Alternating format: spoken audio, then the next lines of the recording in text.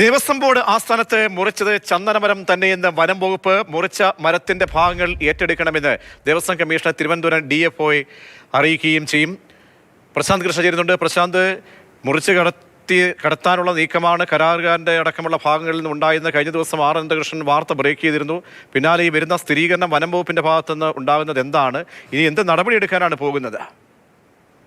Devaswom deputy commissioner നൽകിയ റിപ്പോർട്ടിൻ്റെ അടിസ്ഥാനത്തിലാണ് മരങ്ങളുടെ പരിശോധന നടന്നത്. ഡെപ്യൂട്ടി കമ്മീഷണറാണ് ഇത് സംബന്ധിച്ച റിപ്പോർട്ട് തയ്യാറാക്കിയത്. അപ്പോൾ ജൂലൈ മാസം 10-ാം തീയതിയാണ് ദേവസ്വം ബോർഡ് ആസ്ഥാനത്തെ ഈ ചന്ദനമരം കരാറുകാരൻ മുറിച്ചത്. അവിടെ ക്യാൻറ്റീൻ്റെ ഭാഗത്ത് വൃത്തിയാക്കുന്ന പരിപാടികൾ നടക്കുന്ന അവസരത്തിലാണ് ഈ മരം മുറിച്ചത്. അത് മൈലാഞ്ചി മരം എന്നാണ് ധരിച്ചതെന്നാണ് കരാറുകാരൻ പറഞ്ഞത്. പക്ഷേ 10 ദിവസമായിട്ടും ഈ മുറിച്ചത് മൈലാഞ്ചിയാണോ അതോ ചന്ദനമാണോ എന്ന കാര്യത്തിൽ ഒരു സ്ഥിരീകരണം നടത്തേണ്ട വനം വകുപ്പ് അവിടേക്ക് തിരിഞ്ഞു നോക്കിയില്ല. ഇന്നിപ്പോൾ ഉച്ചയ്ക്ക് ദേവസ്വം ബോർഡ് ആസ്ഥാനത്ത് വനം വകുപ്പിൻ്റെ ഉദ്യോഗസ്ഥരെത്തി അവർ ഈ സ്ട്രോങ് റൂമിൽ സൂക്ഷിച്ചിരിക്കുന്ന മുറിച്ച മരത്തിൻ്റെ ഭാഗങ്ങൾ പരിശോധിച്ചു.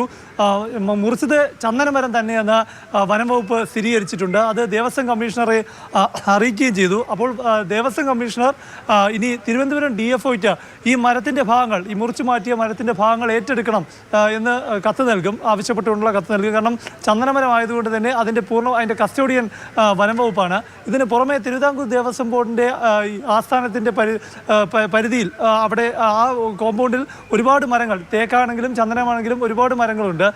അവയൊക്കെ ഇതുപോലെ ഏതെങ്കിലും ഘട്ടത്തിൽ അറിഞ്ഞുകൊണ്ടോ അറിയാതെയൊക്കെ മുറിച്ചു മാറ്റുന്നത് ഒഴിവാക്കാൻ വേണ്ടിയുള്ള നടപടികൾ സ്വീകരിക്കാൻ തീരുമാനിച്ചു. സോഷ്യൽ ഫോറസ്ട്രി ഡിപ്പാർട്ട്മെൻറ്റിന്, വനം വകുപ്പിൻ്റെ തന്നെ സോഷ്യൽ ഫോറസ്ട്രി വകുപ്പിന് ഈ മരങ്ങളുടെയൊക്കെ നമ്പർ ഇട്ട് ലിസ്റ്റ് ചെയ്യാനുള്ള തീരുമാനത്തിലേക്കും ദേവസ്വം കമ്മീഷണർ എത്തിയിട്ടുണ്ട്. എന്തായാലും ഡെപ്യൂട്ടി അസിസ്റ്റന്റ് കമ്മീഷണർ നൽകിയ റിപ്പോർട്ടിൽ മരത്തിൻ്റെ ചില ഭാഗങ്ങൾ നഷ്ടമായിരിക്കാനുള്ള സാധ്യതയുണ്ട്. കാരണം ഈ മുറിച്ചു മാറ്റിയ ഭാഗത്തിൻ്റെ ഡയമീറ്ററിൻ്റെ കണക്ക് വെച്ച് അത്തരത്തിൽ ചില സംശയം അവർ പ്രകടിപ്പിക്കുന്നുണ്ട്. എന്തായാലും ദേവസ്വം കമ്മീഷണർ വിശദീകരിക്കുന്നത് ഈ മുറിച്ച മരത്തിൽ ചന്ദന മരത്തിൻ്റെ ഭാഗങ്ങളൊന്നും തന്നെ നഷ്ടമായില്ല എന്നാണ് താൻ മനസ്സിലാക്കുന്നതെന്നാണ് അദ്ദേഹം വിശദീകരിച്ചത്.